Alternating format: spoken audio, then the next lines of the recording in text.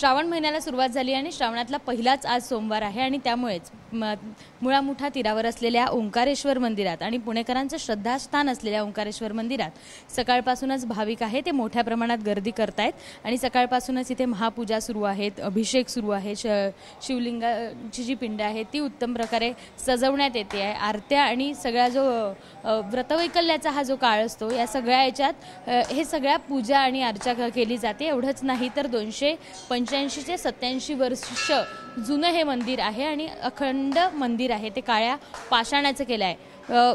मुळामुठाच्या तीरावर बसलेल्या या मंदिराचं एक महत्त्वाचं वैशिष्ट्य आहे ते म्हणजे अनेकदा जेव्हा मोठ्या प्रमाणात पाऊस होतो त्यामुळे तेव्हा हे मंदिर पाण्यात देखील काही प्रमाणात गेल्याचं आपल्याला पाहायला मिळतात। आपल्यासोबत महाराज आहे, महाराज पुजारी आहेत, ते काय नेमकं यंदाचं वैशिष्ट्य आहे श्रावण महिन्यात? श्रावण महिना हा म्हणजे नेहमीप्रमाणेच चालू असतो, तर श्रावणातले ह्या वेळेस 4 सोमवार सकाळी 5 वाजता लघुरुद्र सुरू झाले, अभिषेक चालू झाले। हे दिवसभर हे रुद्र अभिषेक चालू राहणार।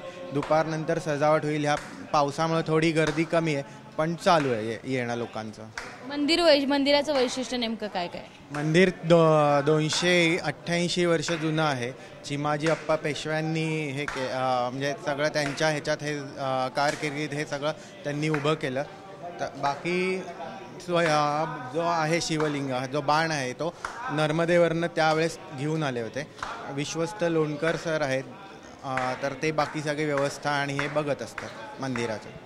पेशवेकालीन हे मंदिर आहे आणि एवढंच नाही तर या मंदिरात दर्शनासाठी संपूर्ण श्रावण महिना मोठ्या प्रमाणात गर्दी असते आणि आज पहिलाच सोमवार असल्याने सगळे पुणेकर मोठ्या प्रमाणात गर्दी करताना दिसत आहेत। कॅमेरामन अमोल गवाळेसह शिवानी पांढरे, एबीपी माझा, पुणे। एबीपी माझा, उघडा डोळे बघा नीट।